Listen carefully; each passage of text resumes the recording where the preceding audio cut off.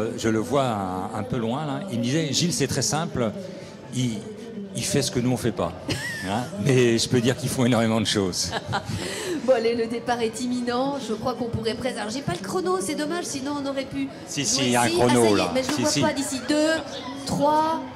C'est parti, ça y est. Mais oui, le top, parce que je ne voyais pas d'ici, il faut dire. Voilà, donc merci beaucoup. Vous allez, ah là, ils sont partis très vite là. J'ai une petite anecdote sur cette course. Oui, Steven. Vous allez voir qu'à cet âge-là, il n'y a pas beaucoup de différence entre les filles et les gars. Donc c'est possible qu'une fille gagne cette course, par exemple. Bah bien sûr que c'est possible, il manquerait Ouais, plus mais que ça. la différence. Je vais faire comme si j'avais pas entendu ce propos. Ah non, mais ça n'a rien à voir. Mais... Steven Tual de Météo Bretagne. C'est même possible qu'une femme gagne, mais bien entendu. Non, mais la différence entre les gars et les filles, elle est logique au bout d'un certain âge. Mais là, à cet âge-là, il n'y a pas de différence notable entre l'athlète fille et l'athlète gars, qui se retrouve bien évidemment ensuite en senior. Un peu plus tard, bien sûr. Bon, là pour l'instant, c'est quand même les garçons, là. Enfin, un garçon. Et je n'arrive pas à voir ces 19 417. Ils vont passer là dans une poignée de secondes. Ils sont vraiment tout proches.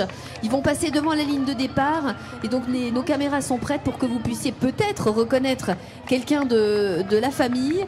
On ne sait pas, hein, ou un voisin. Vous allez peut-être pouvoir l'identifier.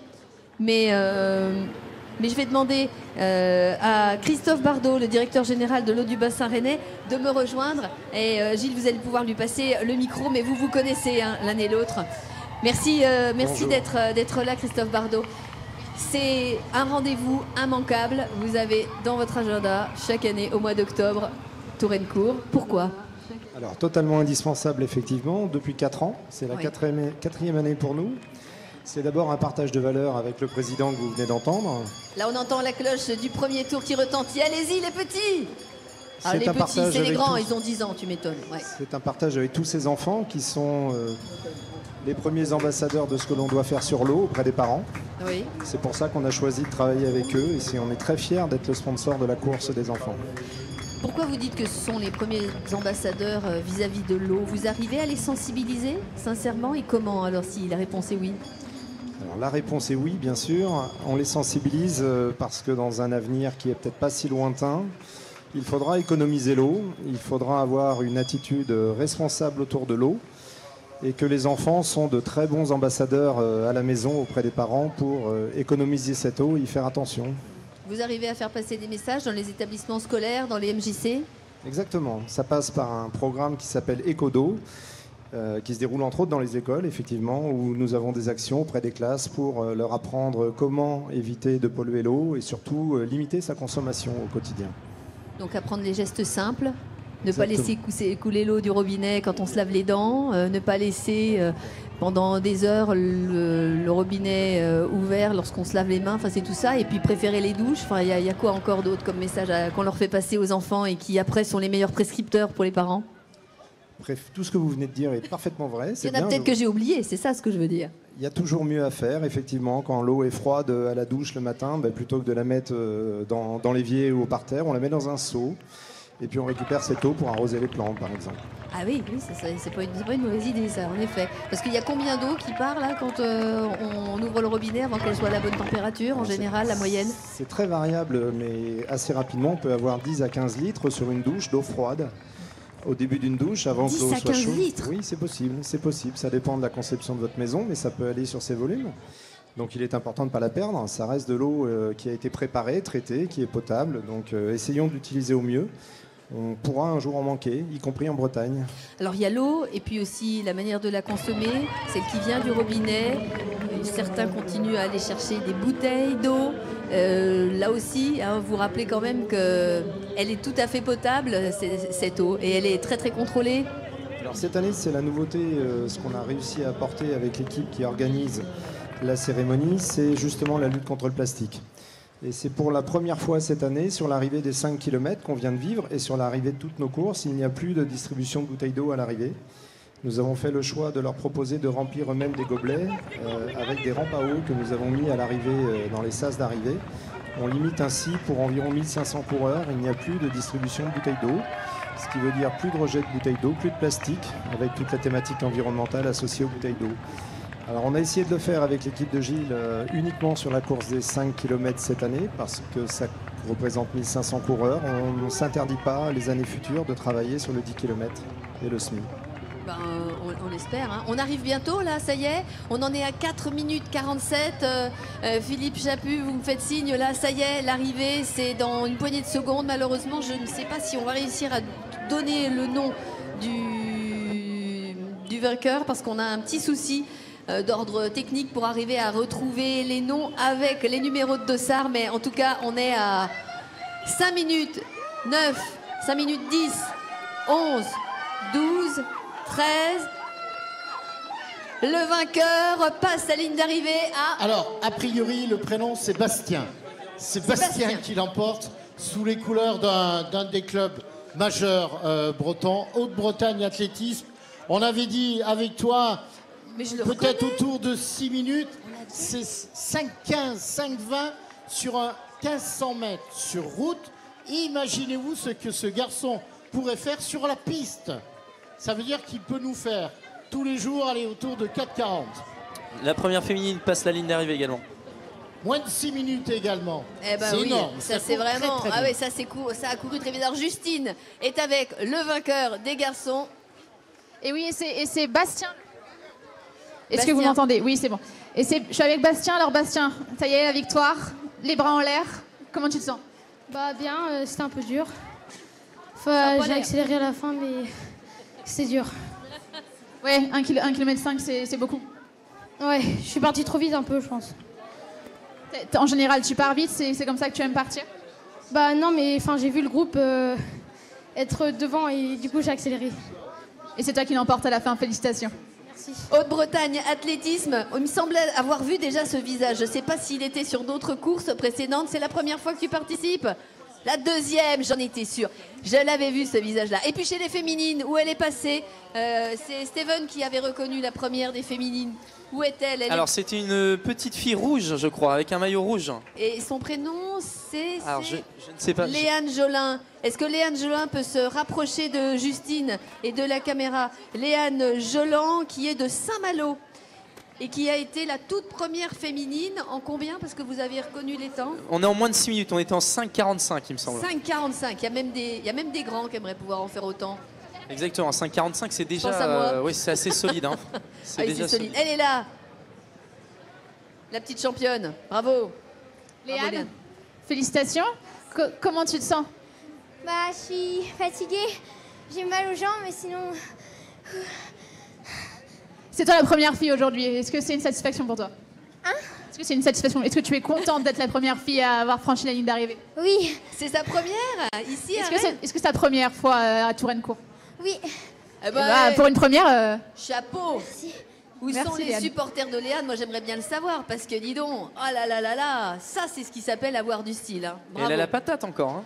Mais moi, je suis étonnée parce qu'ils ont même pas l'air tellement essoufflés, moi, ces enfants. Mais comment ils font, là? Voilà. Je vous ai dit, Christine, il faut vous y mettre. Il faut que ce oui, soit non, à vous de le faire. Non, mais c'est-à-dire que moi, je suis un peu trop jeune encore. C'est ça le... C'est ça.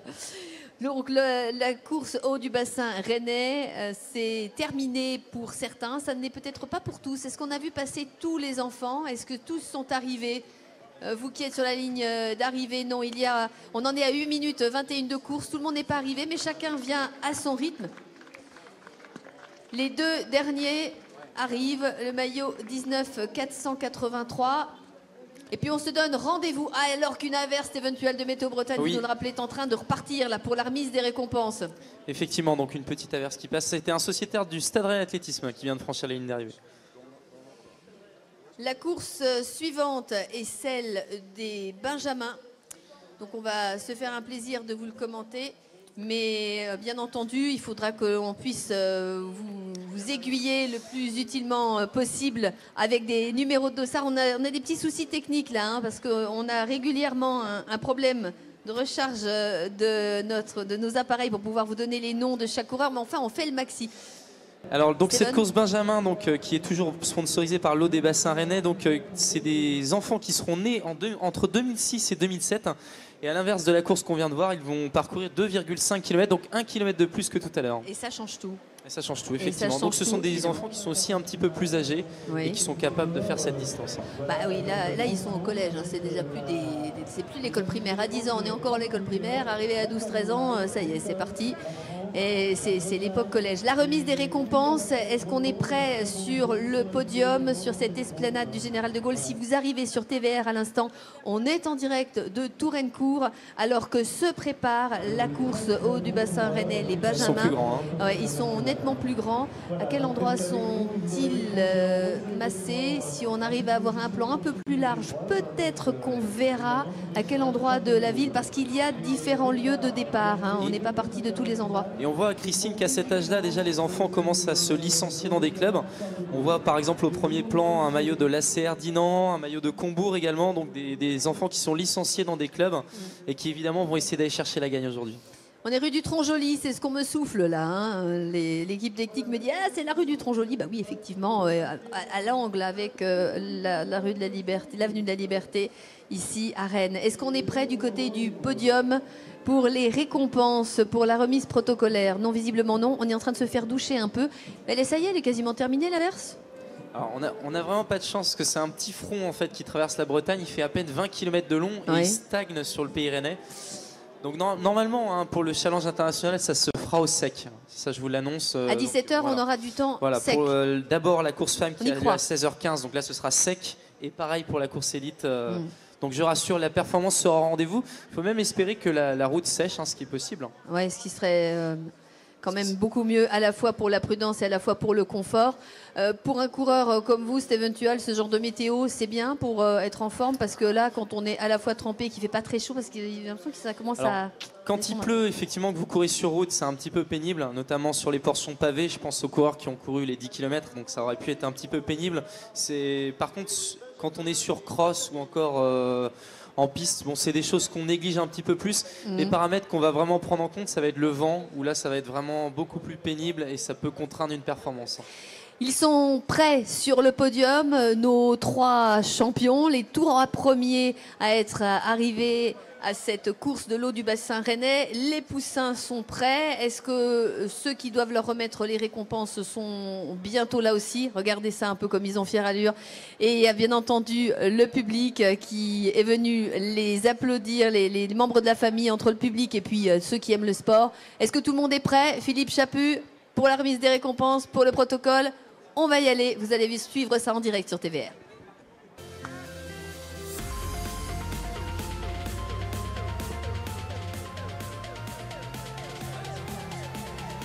Cérémonie protocolaire de la course haut du bassin rennais, podium. Garçons, les applaudit. Wow.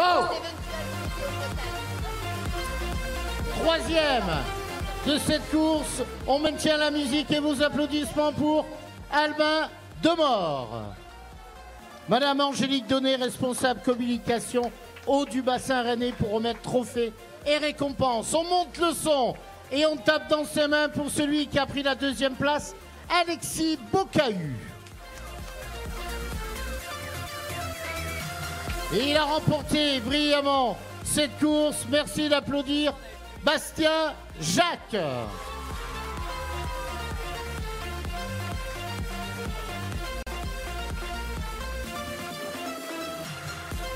Applaudissements pour le podium, s'il vous plaît. Bravo les garçons, félicitations. Voilà, on va retourner, il me semble, car le départ de la prochaine course est imminent. On ne voudrait pas le louper. Le départ dans quelques secondes. Merci beaucoup les garçons.